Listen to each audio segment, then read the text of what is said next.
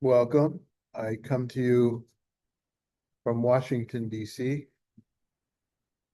where a number of rabbis who are part of the Truah organization, rabbis and cantors, have gathered. The conference that starts later on today to talk about some of the challenging parts of what it is to live in the United States, what it is to be a Jew, what it is to be a Zionist who is currently unhappy with how Israel is running its business. All those things together will be discussed in the next few days. And on Wednesday, we'll be demonstrating at ICE headquarters. I think talking about ICE, it's pretty cold out here, certainly for Israeli California boy. Reminiscent of my days in Stockholm, somebody said to me yesterday, "How is it that you have such a extremely professional coat?" From a cold point of view, I lived in Stockholm, I got street cred. Okay, we're in the second. Hopefully, we'll finish today the part about Judith. I'll remind everyone, or if you weren't here last time, you will hear for the first time that we're not doing the entire book of Judith. That would take quite a while. Lots of it is about other parts of the story. We're concentrating on the parts of the book of Judith that actually deal with the character Judith, her name being very Jewish, very Jewishy, very Jewy name, compared to, say, for instance, Esther, whose name is a very pagan name, Astarte or Ashtoret. And we'll continue our comparison not only with Esther, but with other biblical references, nods to biblical texts. We're not going that deep in order to actually see quotes. We could do that. We could have done that. We could have looked at the Greek of the Judith text we have and compared it to the things that feel like the same idea, the same character, the same words in Esther, and then looked at the Greek translation there. And if the words were identical or similar, and especially if they're rare words, then of course we could say there's an intentional reference. So whether the references are intentional or whether they're in our imagination, they are still references that are worth looking at, because the purpose of this course, more than anything else, aside from acquainting ourselves with another bit of Jewish literature, which isn't all that much studied in Jewish circles, aside from talking about strong women characters, it's to see how the author, late second, early first century of the Common Era, is presenting to us an alternative perfect woman, perfect Jewish woman, as opposed to, say, Esther, or maybe the same as, or opposed to Susanna. And that's what we looked at when we looked at the story of Susanna and at the additions of the Septuagint's additions to the book of Esther as well. Okay, before we begin at chapter 10, did anybody have any business from last week they wanted to take up when we're unable to do so?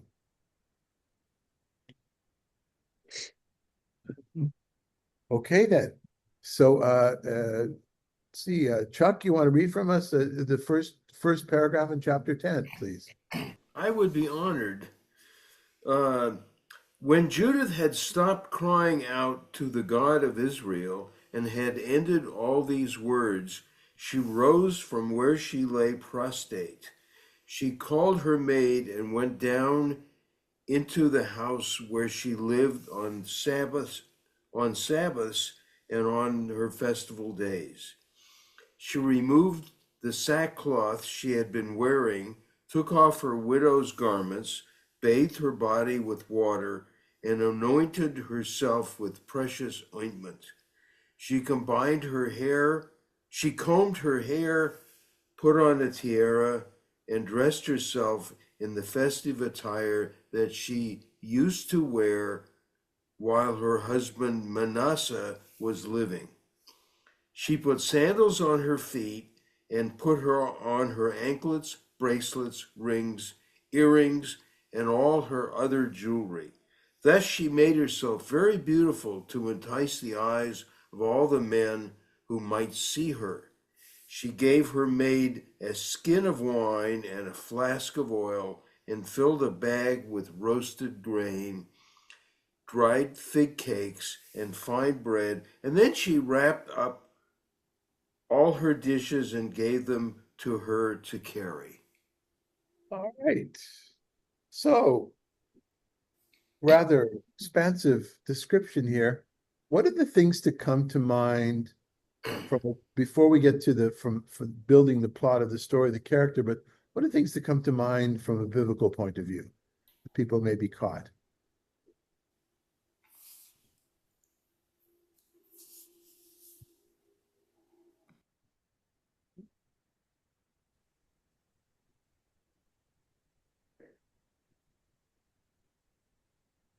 Okay.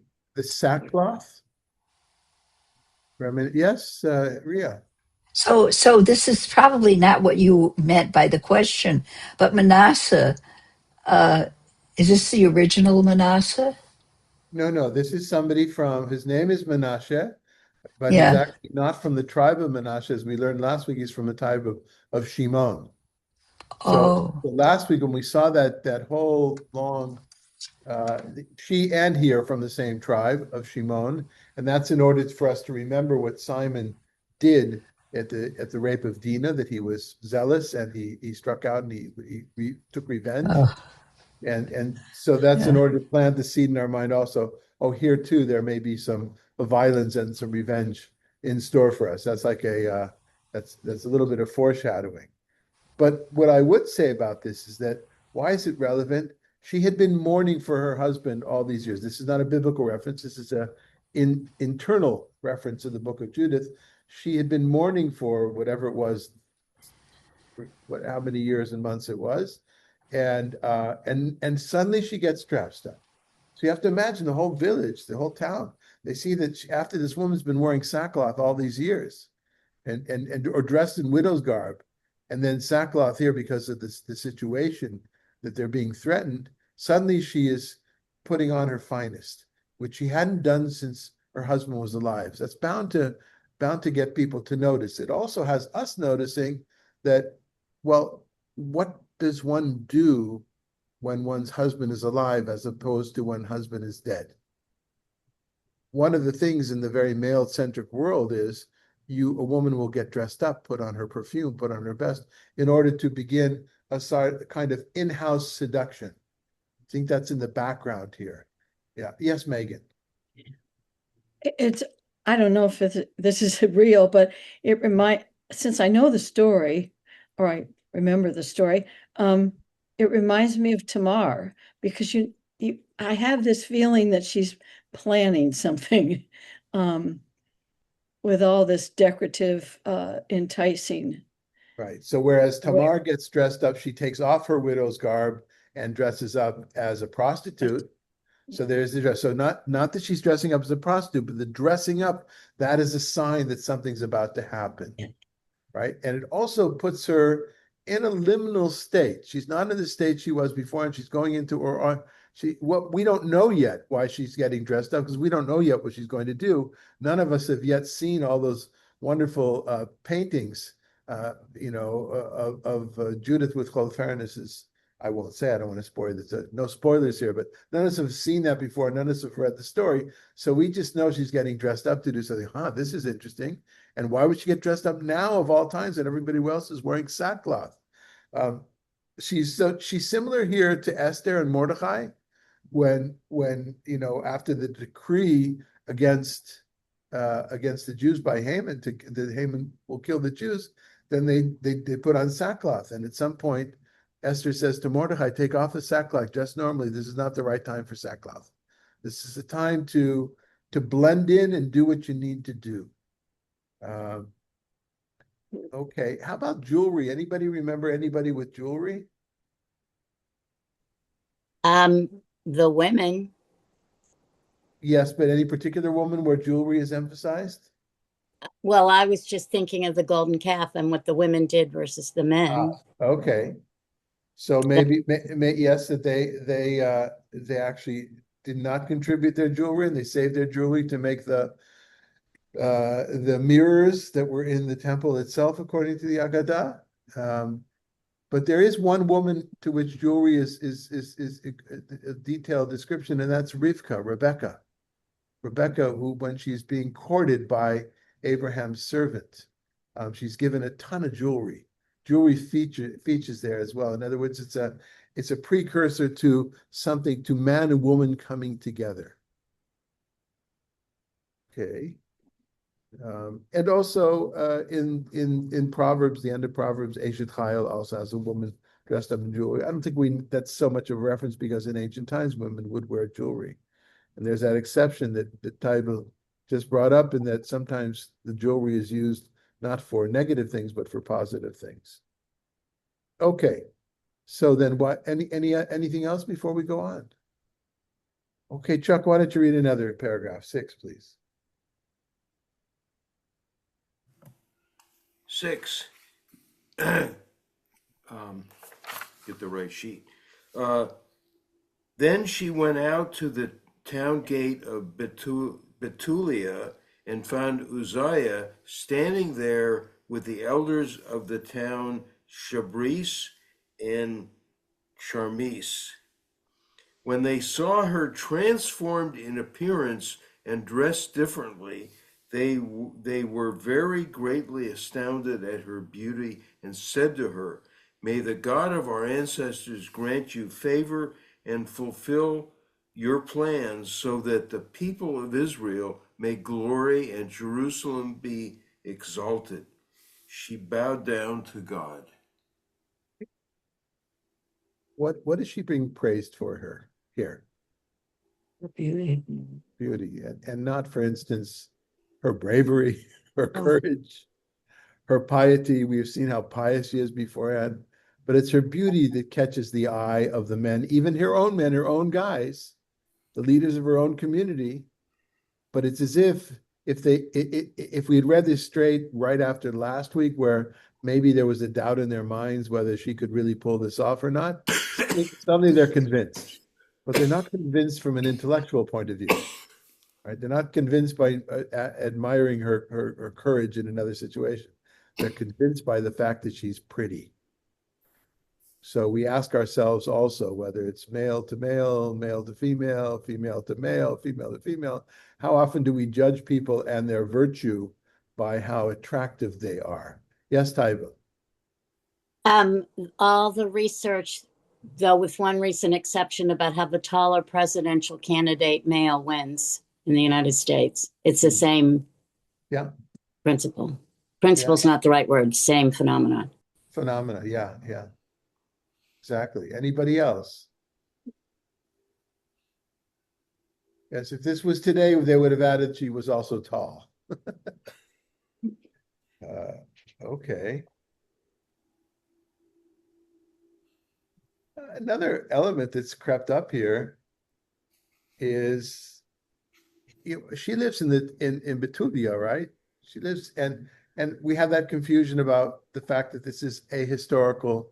Nebuchadnezzar was not the king of Assyria; he was a Babylonian at different periods, different times, and so this is not historical. And she's part of the northern kingdom, even though Shimon and the tribe of Shimon got lost, but still she's situated in the northern kingdom, as, by the way, is in Tobit as well, the book of Tobit. These are ahistorical, but what name comes up here? Jerusalem. We're going to see that Jerusalem comes up quite a bit just in the point to come. In other words, there is a comment to be made about the centrality of Jerusalem, even though this feels not like a typical Jerusalem-centric book story, but Jerusalem is still there in the background. Okay. All right. Yes, go ahead.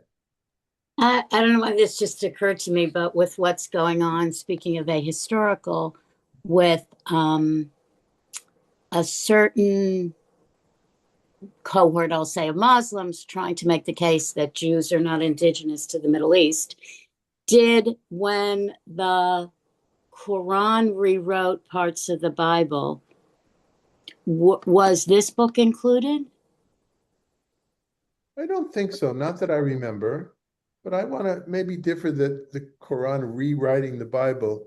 It's the Quran takes traditions that are also biblical traditions, and we don't know if they, even though as late as it is, 8th century, 7th, 8th century, we don't know if it was if the writers of the Quran, or the writer, if you're Muslim, the writer of the Quran was utilizing. That's certainly not the belief of Islam.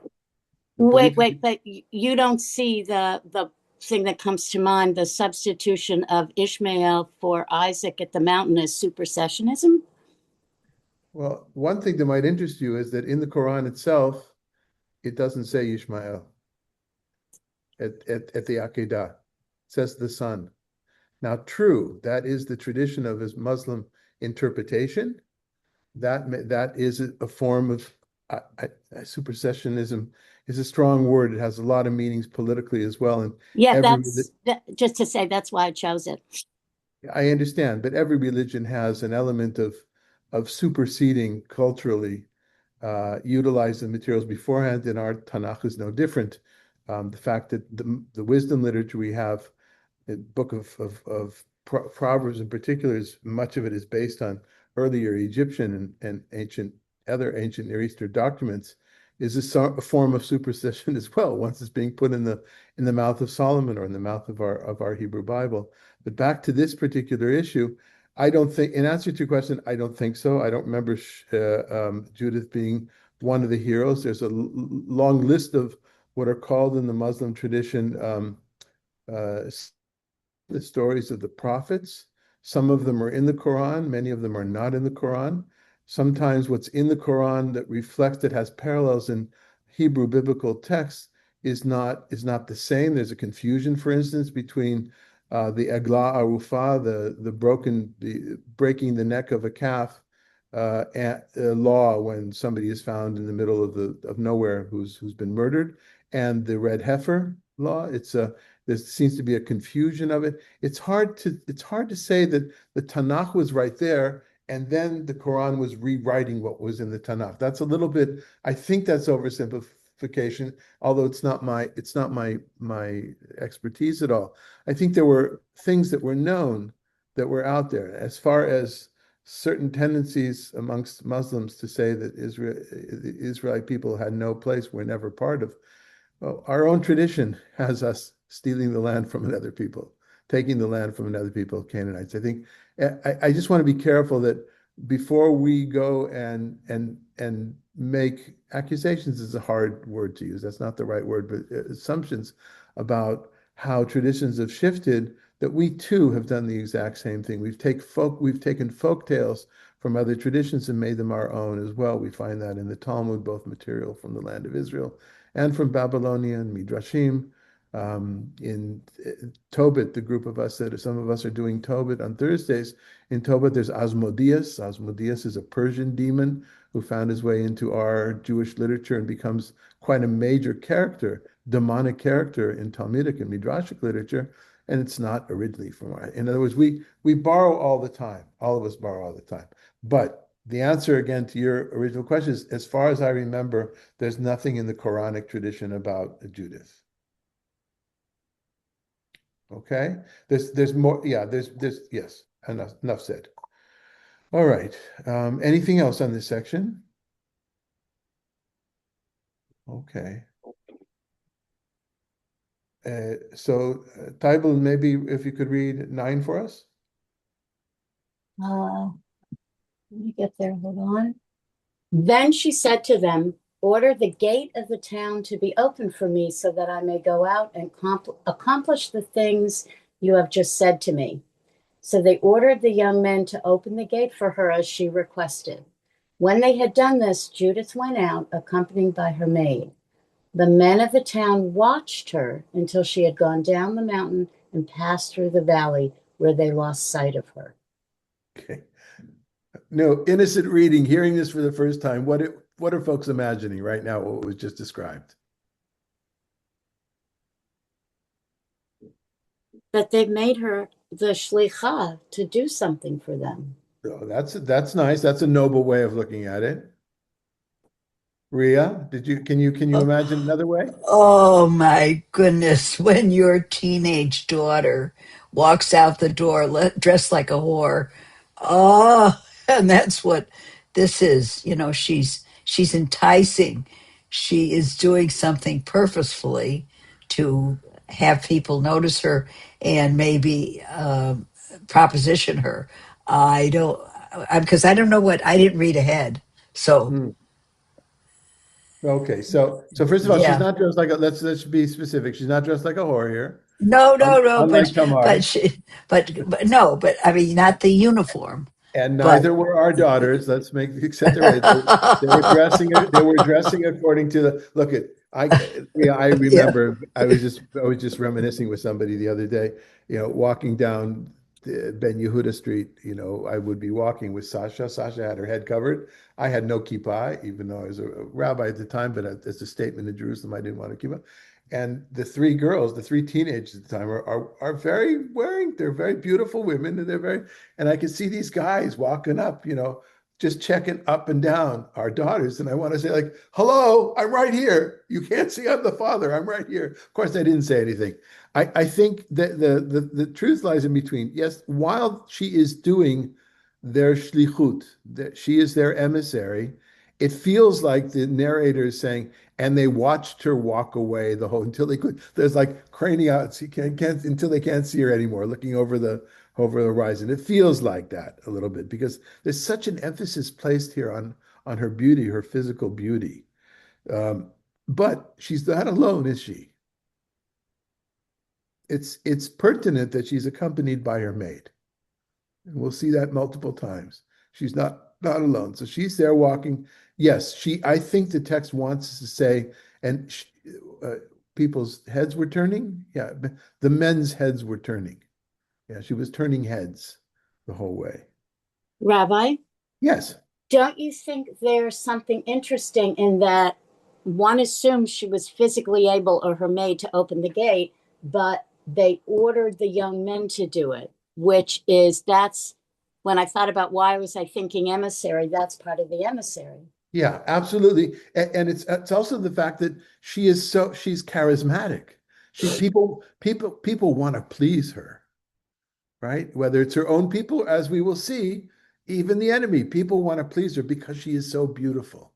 It almost feels like ironic feminist writing here, right? Look at these doozies, right? Look at these idiots. But I think it's just I think it's evidence of a high degree of consciousness as to how femininity and beauty work amongst men in a men world. But yeah, everybody's jumping to do her will, like opening up the gate. Exactly. Okay. Eileen, how about reading for us 11? As the women were going straight on through the valley, an Assyrian patrol met her and took her into custody. They asked her, "To what people do you belong, and where are you coming from, and where are you going?" She replied, "I am a daughter of the Hebrews, but I am fleeing from them, for they are about to be handed over to you to be devoured. I am on my way to see Holofernes, the commander of your army, and to give him a true report. I will show him a way by which he can go and capture all the hill country without losing one of his men, captured or slain." When the men heard her, So let's take a break here. Associations, anyone?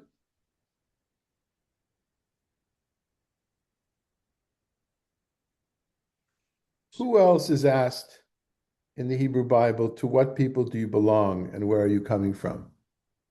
Or what is your job? Jonah in the ship. Yeah, that's my name. That's what I was about to answer. Okay, so remember, so why don't you tell us frame that scene for us, if you would. Well, the thing that of course speaks to me first is Jonah is told to be a prophet and he doesn't want to because he thinks no one will listen to him. So he flees And isn't that the point right where he gets to the ship? Yeah, yeah. And he wants to take, and part of his fleeing, and the idea that God's not going to find him on the one hand, but on the other hand, it's a little hard to prophesy to people if you're nowhere near them. Anyway, so he's at the ship and he wants to be taken on the ship. Right. So she's proving she's doing exactly the opposite of Jonah. And she's going down, also down into into the valley to be caught. But she proudly says, "I am a Hebrew," in the same way that Jonah says, "I'm a Hebrew." But so the irony is not in her answer to them. The irony is in the author wants us, I think, definitely wants us to think of Jonah here. Okay, and then how about she's going to show him a way to do battle with her people so that nobody gets hurt. Also, I guess this would be a form of foreshadowing. But since Ria, you haven't read ahead, we won't tell you what it's foreshadowing. But we will ask you to read the next section. Okay. When the men heard her words and observed her face, she was in their eyes marvelously beautiful. They said to her, "You've saved your life by hurrying down to see our Lord. Go at once to his tent. Some of us will escort you and hand you over to him. When you stand before him, have no fear in your heart, but tell him what you have just said, and he will treat you well." Uh, they chose from their numbers 100 men to accompany her and her maid, and they brought them to the tent of Holofernes. There was a great excitement in the whole camp, for her arrival was reported from tent to tent. They came and gathered around her as she stood outside the tent of Holofernes, waiting until they told him about her. They marveled at her beauty and admired the Israelites, judging them by her. They said to one another, "Who can despise these people who have women like this among them? It is not wise to leave one of their men alive, for if we let them go, they will be able to beguile the whole world." Okay, Then, we'll take a break. Hold on, we'll take a break. I know it's exciting, but what's coming up here? The issue, the physicality, the objectification of the influence that she's having just because of her beauty, how she holds herself, how she's walking, this whole thing. It's just so surprising from a story point of view. It's not what we expect to happen, although there may be parallels in other cultures, probably are, but I'm not familiar with them. There's another woman who is also presumably attractive, sexually attractive, who also succeeds in through lying to mislead the enemy. Anybody remember? Rahav, the prostitute in the wall in Jericho. Right? So it's a little bit different situation because she's supposed to be a Jerichoite. But she sides with God's people. And so she too, her beauty, she's able to lie. I think the idea is that when you're not paying attention, when the interrogator is paying attention to the beauty of the interrogee, they're not going to catch the lies as easy, perhaps. Maybe that's part of it.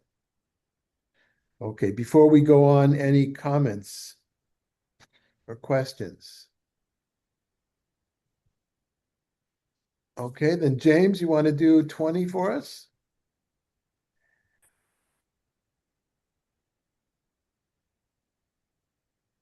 Just need you to unmute first. Then the guards of hopefulness and all his attendants came out and led her into the tent. Holofernes was resting on his bed under a canopy that was woven with purple, gold, emeralds, and other precious stones. When they told him of her, he came to the front of the tent with silver lamps carried before him. When Judith came into the presence of Holofernes and his attendants, they all marveled at her beauty of her face. She prostrated herself and did obeisances to him, but his slaves raised her up. Then Hophanes said to her, "Take courage, woman, and do not be afraid in your heart, for I have never hurt anyone who chooses to serve Nebuchadnezzar, king of all the earth. Even now, if your people who live in the hill country had not slighted me, I would never have lifted my spear against them. They have brought on this on themselves. But now tell me, why have you fled from them and have come over to us? In any event, you have come to safety. Take courage. You will live tonight and ever after. No one will hurt you. Rather, all will treat you well, as they do the servants of my Lord, King Nebuchadnezzar." Okay, let's take a break here. So at the end of the last paragraph, you notice how it says they all marveled at the beauty of her face, as opposed to Her body or her totality. yeah, the shapeliness of her body. But I think perhaps that might be the narrator's way of emphasizing her modesty, her tzniut. Only her face was showing. The rest of the way she dressed was a modest way of dressing. Not sure about it, but that struck me perhaps. Why emphasize her face? But of course, they're watching the whole package. Excuse me for using that word, but they're watching the whole deal. It's like, it's what men often do, or women do as well, perhaps. Yes, go ahead. Do you think there could be other reasons for face, as in nonverbal communication is often done with the eyes and facial expressions? Yeah, Or yes. the hint of even Moshe not being able to see God's face, or is that too far? Yeah, it's interesting. You brought that up, I think, last week or the week before as well. I think it was you who mentioned that. Is there a mention about something of her face? I would say not that Moshe can't see God's face, but the same way I answered last week or whenever it was the week before, is that people could not look at Moses' face because it reflected a godliness. And so therefore he had to put the beehive suit on, that thing over his face. I think that yes, maybe it's not just the beauty of her face. Let's use the word charisma, right? Charisma meaning from the original meaning that it's charm of the god. It's this attraction of the gods, a godly attraction. Yeah, I think that's part of it. So, and it could be both that and emphasizing her tzniut, her modesty. Okay, and this idea that she finally gets to see him and he says, "Don't worry, nobody can hurt you." To me, this is also feels like not the same words, but reminiscent of Esther and Achashverosh, and she goes in and she risks her life and he sticks out his sharvit, or some people say perhaps he stuck out something else, and she touches it, and then what do you need? Whatever you need until Chatzi HaMalchut, up until half of the kingdom is yours, assuring her that, oh, you're my best friend now, best buddy. Okay. Anything else before we go on? I know you likened it to Esther, but even though we see Abraham acting and not Sarah, but Sarah's beauty when she was in Egypt, and the whole Abraham, oh, she's my sister, that whole thing. Right. That So apparently too? yeah, I think so. In that there is this idea that the matriarchs were, so beauty goes along with chosenness. I think so. In that not only Sarah, but also the same thing happened with Yitzchak and Rivka, as you might remember. The Midrash Tanchuma, blows this up even more in the story of Sarah. It says that Abraham put her inside of a chest. There were, a chest on the camel or on the donkey or something, and the guards at the gates of Egypt said, "What do you have in that chest?" And he said, "I have food. I have beans in the chest."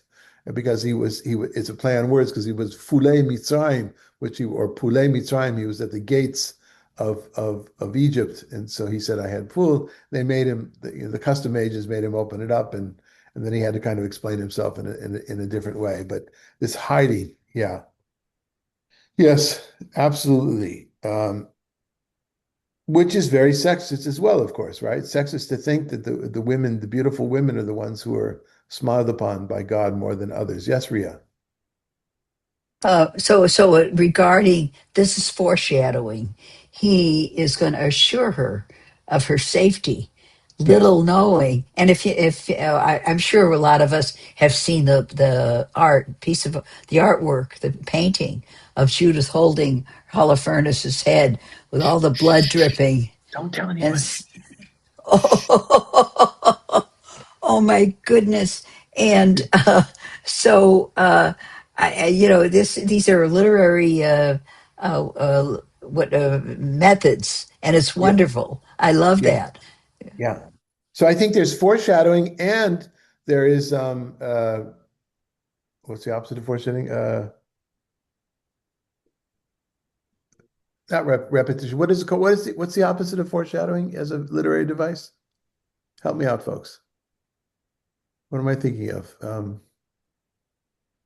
Anyway, Back references when yeah. you So for me, yeah. the back references are to the rest of biblical literature here. That this is part of the storytelling, the art of storytelling here. Um, okay, so Dan, why don't you read for us a little bit here? From verse 5. Correct. Judith answered him, accept the words of your slave, and let your servant speak in your presence. I will say nothing false to my lord this night. If you follow the words of your servant, God will accomplish something through you, and my lord will not fail to achieve his purposes. By the life of Nebuchadnezzar, king of the whole earth, and by the power of him who has sent you to direct every living being. Not only do humans serve him because of you, but also the animals of the field and the cattle and the birds of the air will live because of your power under Nebuchadnezzar and all his house.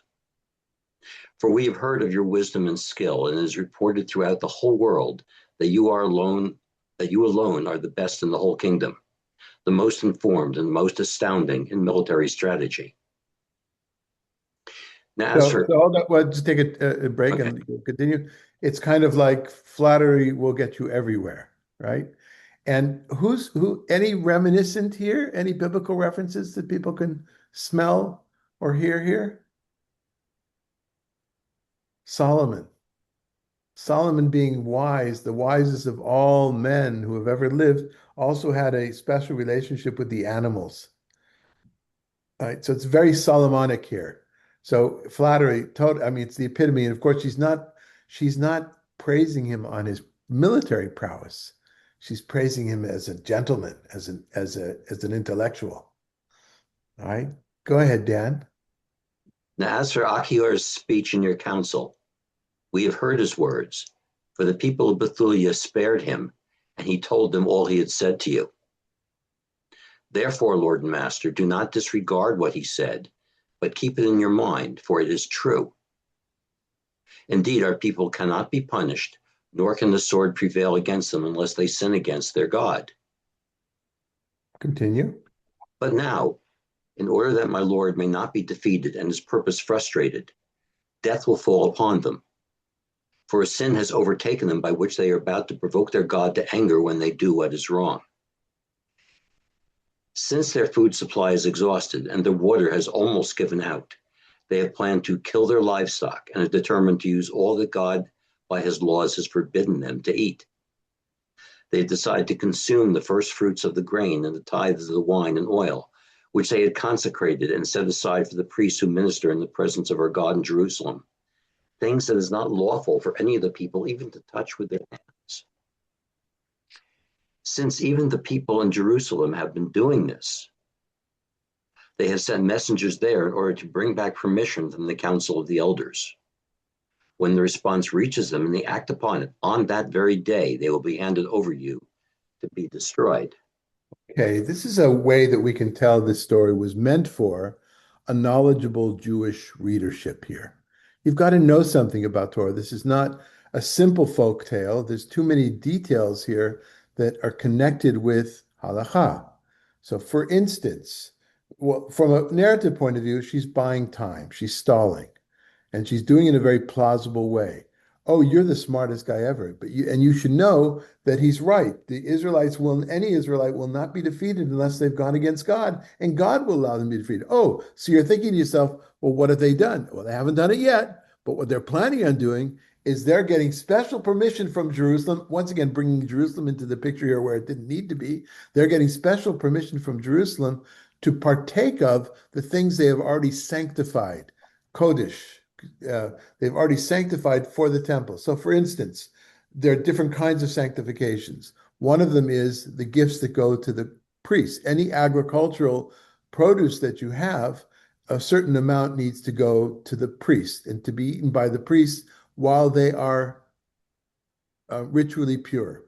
And that once you do that, if you are not them and you touch it, or if you are impure and you touch it, then they can't eat it anymore. Another one of the gifts are the tithes, one of the ma'asrot that would go to the Levites, things that had to be brought to the temple. Another thing of sanctification is if you were in a particularly joyous and you said, I dedicate this cow to Jerusalem, to the temple, then you were no longer allowed to touch that cow, get any benefit out of that cow. That cow then belonged to the priesthood in the temple in Jerusalem. And so she's built a very plausible, explanation as to why they're going to get in trouble with God, and yet it's nothing that he really knows about. So she could say it, and she could say it with great bitachon atzmi, with self assurance. Self-assurance, so she can be securely say it. But you've got to know a lot about this in order to get this little chapter here. Yes, go ahead. Question. Go ahead. Not a question, but I'm wondering, with the wording, at least in the translation, of the first fruits of the grain, is that invoking the 7 species, the Shmos 8:8, which basically is the promise of the land? So I think it's invoking the practice itself. And the practice, so there are 7 species, of which 2 are grains, the barley and the wheat harvest. They come first, and they too are called first fruits, even though afterwards, especially in Israel today, when people talk about first fruits, they're thinking of the other 5 tree fruits, of the pomegranates, grapes, olives, dates, and figs. But the Omer is part of that, right? The Omer is the offering of the first fruits of these. So I think that's where she's going. She's going to a very, very typical, prominent Jewish thing. By the way, it's part of eating kosher. We just think of kosher as being milk and meat and pork and things like that. But part of eating kosher is not eating the wrong thing. You can't eat from the new grain until the Omer has been brought to the temple. Otherwise, that's called chadash, eating new grain. There's all sorts of things have to do. I think it seems to me it's more in the realm of halakha, what people were doing, and less as far as the promise of the land. It doesn't feel like this is a book about the promise of the land here.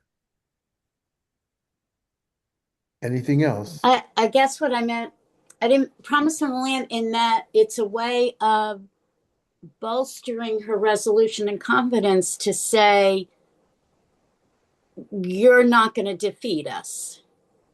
Yeah, I hear what you're saying. I just don't think that the theme here is about ownership of the land. I think the theme here is closer to Esther in that we're about to be slaughtered by a very powerful king and his general.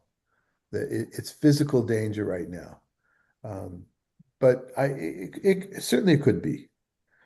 Dan, why don't you continue reading for us? I just got a puzzlement here. In this, the way she's telling this story, she's saying the people of Brazilian know they're going to be doing something wrong, but they've asked permission to do it, and they're waiting for that permission to be given in order to do it, and they're going to be punished anyway. So they're not asking God, they're asking the permission from the politicians in Jerusalem to do something that really can't be done. It's almost saying, let's say, the mayor says, oh, you want that piece of land next to you? Okay, you're not really supposed to, you can have it. So what? It's still against the law, right? I think maybe that's not a good analogy, but I think it ropes Jerusalem into the sin, into the the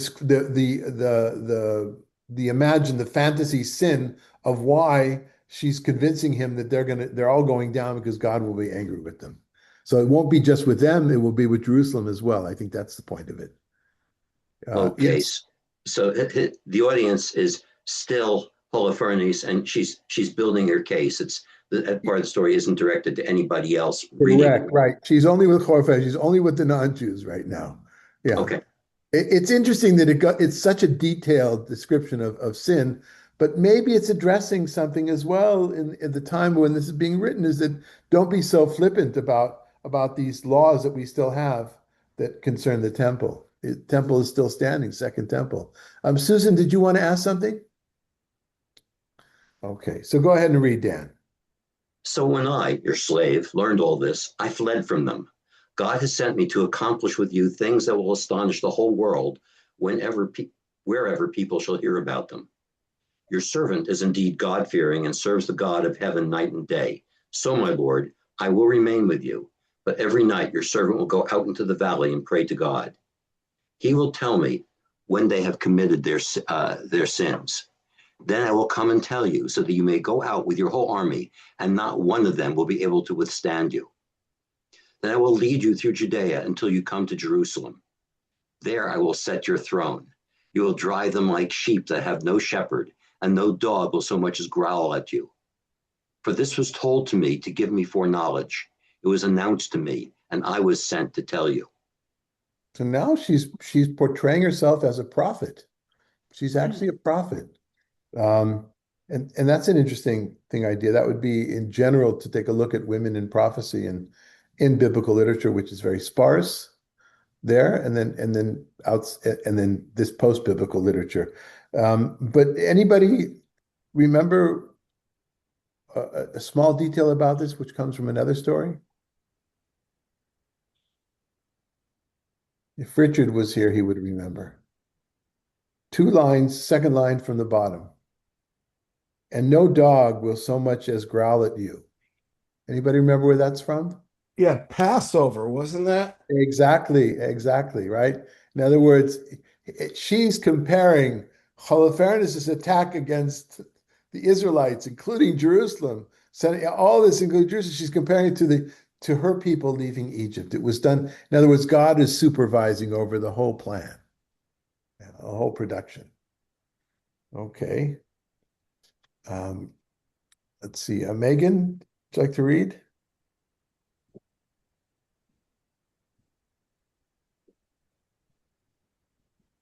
We're at verse 20. Mute. Her words pleased Holofernes and all his attendants. They marveled at her wisdom and said, "No other woman from one end of the earth to the other looks so beautiful or speaks so wisely." Then Holofernes said to her, "God has done well to send you ahead of the people, to strengthen our hands and bring destruction on those who have despised my Lord. You are not only beautiful in appearance, but wise in speech. If you do as you have said, your God shall be my God, and you shall live in the palace of King Nebuchadnezzar and be renewed throughout the whole world." Okay. Any reminiscences here? Go ahead. The book of Ruth. Exactly. Almost a word for word, right? Your God is my God. Yeah. Okay. But also a little bit reminiscent of the story of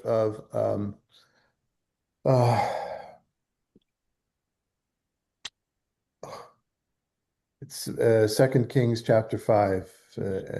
It's Elisha and Naaman, the general of the Arameans, because he's a general here. He's convinced, because he's cured from his tsarat, from his skin, scaly skin, he's convinced that God is the greatest. And because he's got to go back to his own land and be with his king, he's the king's viceroy, and bow down within the temple, he asks Elisha, the prophet of Adonai, to forgive him for that. And he takes a bunch of earth from the land of Israel, so when he goes back, he can worship on the earth of the land of Israel, the God of Israel. There's a lot of interesting, also connected to Jethro. We just had this last Torah portion. but it's, of course, it's part of the fantasy. She's convinced them, and so, but it's the way the narrator is manipulating in a positive way, making use of all these um, all these features from Hebrew Bible.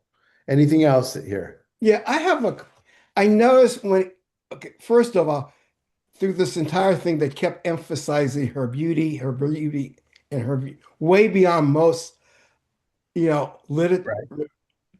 way. So this whole thing of her beauty and its power over men, and even it says that, they saw her beauty and then her wisdom.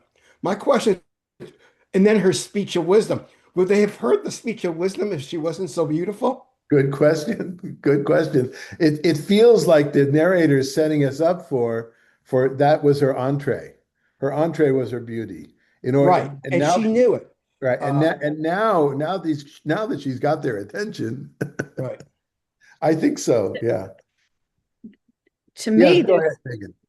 To me, there's such strength in Judith. And she knows she's beautiful. That helps. But she's her wisdom and her I mean, she's really using what she's got. She may not have the weapons and the strength of a man, but she's getting them. I don't know. I like the story. Well, isn't that really what they're trying to say? The beauty of a woman can handle the strongest man. That's the great weapon that women have over men, is their beauty. I mean, it might sound sexist, but that's the thing. That's like the hook. No, I don't think it's all beauty. I think it's not. But that's, I don't know. I still think that's the hook. What reminds me of the whole story, there was an old TV show called The Big Valley with Barbara Stanwyck. And she's like a rancher in California.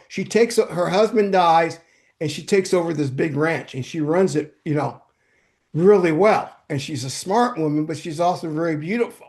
And she knows exactly how to use her beauty. I mean, she is smart, but she knows exactly the power of her beauty. And I think that's the important part. And she plays it to the max. Okay. Gotcha. All right. I'm sorry. The word I was looking for before was flashback. The flashbacks here are, though not from this story, they're flashbacks to biblical literature, but they're in the consciousness of the people who are listening to this story. That's like one of the main things that, okay. Megan, you want to continue? Yep.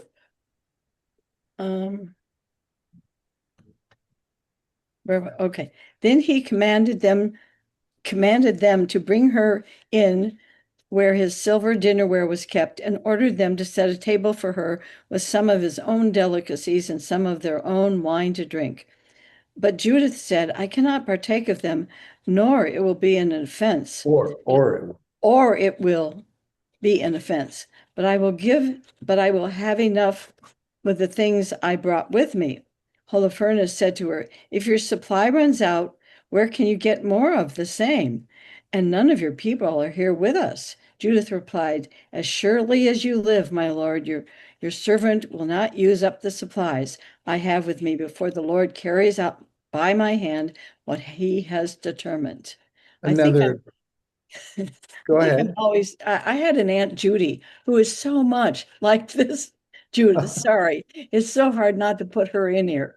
Okay. I don't know how beautiful she was. I hope her husbands are all right. They all lived to good old age. Yeah. Good. Yeah. And she ruled. Yeah. So I love that, this is another instance of foreshadowing, of course, right? Don't worry, I'll have enough food. We're not gonna be playing this game for such a long time. Not as long as you'd like, young man. What's the emphasis here in this paragraph? She won't eat the food. Yeah. Right. It's not, yeah, she can't eat the food. She's already been described as being extremely pious.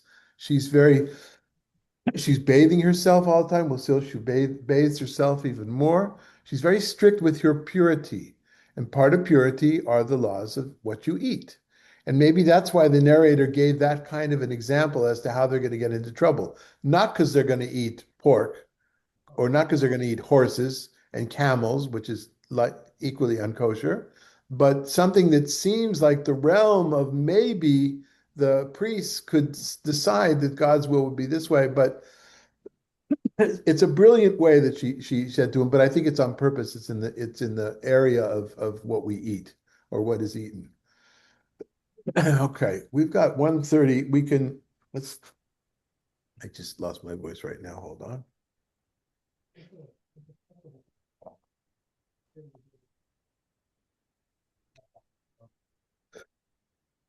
We go on just a few more minutes.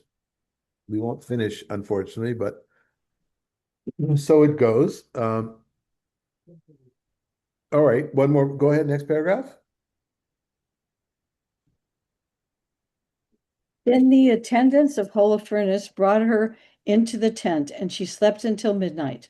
Toward the morning watch, she got up and sent her message to Holofernes. Let my lord now give orders to allow your servant to go and pray. So Holofernes commanded his guards not to hinder her. She remained in the camp 3 days. She went out each night to the valley of Bethulia and bathed at the spring in the camp. After bathing, she prayed the Lord God of Israel to direct her way for the triumph of his people. Then she returned purified and stayed in the tent until she ate her food toward evening. She's purified, she's praying, and she's eating her food. And she's making a habit. You need to have 3 days for something to become a habit. And then we come to this model of the 3 and the 4 that some of you have studied with me over the years, know is something that Yair Zakovich, Professor Zakovich, wrote his PhD dissertation on, and finds it not only finds it in narrative prose, but also in the book of Proverbs. We're going to get to that section already this week, I think, in our study in Proverbs. The Degem Shalosh ve'arba, the 3 to 4 model. 3 is something, but 4 is Okay, and so the is about to happen. Now continue, please. On the 4th day, Holofernes held a banquet for his slaves only and did not invite any of his officers. He said to Bagoas, the eunuch who had charge of his personal affairs, go and persuade the Hebrew women who is in your care to join us and to eat and drink with us. For it would be a disgrace if we let such a woman go without being intimate with her.